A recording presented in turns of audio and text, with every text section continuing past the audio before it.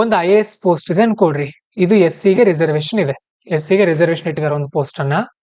ಒಬ್ಬ IAS ಅಧಿಕಾರಿಯ ಮಗ UPSC ಗೆ ಓದ್ತಾ ಇದ್ದಾನೆ.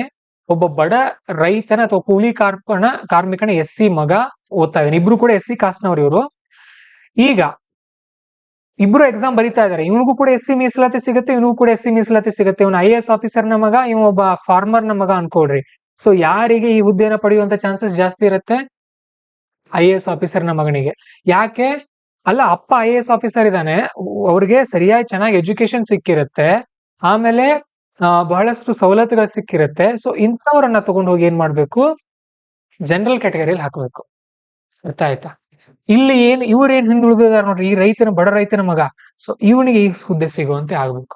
ಈ IAS ಆಫೀಸರ್ ನ ಮಗ 800 ತಗೊಂಡ್ರು ಒಂದೇ, ಈ ಬಡ ರೈತನ ಮಗ UPSC ಮೇನ್ಸ್ ಅಲ್ಲಿ 600 ತಗೊಂಡ್ರು ಒಂದೇ. ಯಾಕಂದ್ರೆ ಈತ ಹಳ್ಳಿಯಲ್ಲಿ ಬೆಳೆದಿದ್ದಾನೆ, ಸರಿಯಾದ ಮಾರ್ಗದರ್ಶನ ಸಿಕ್ಕಿಲ್ಲ, ಹೌದಲ್ವಾ?